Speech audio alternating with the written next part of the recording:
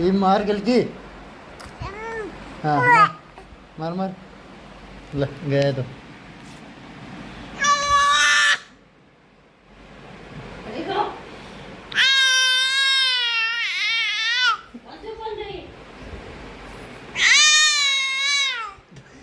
तब देगी।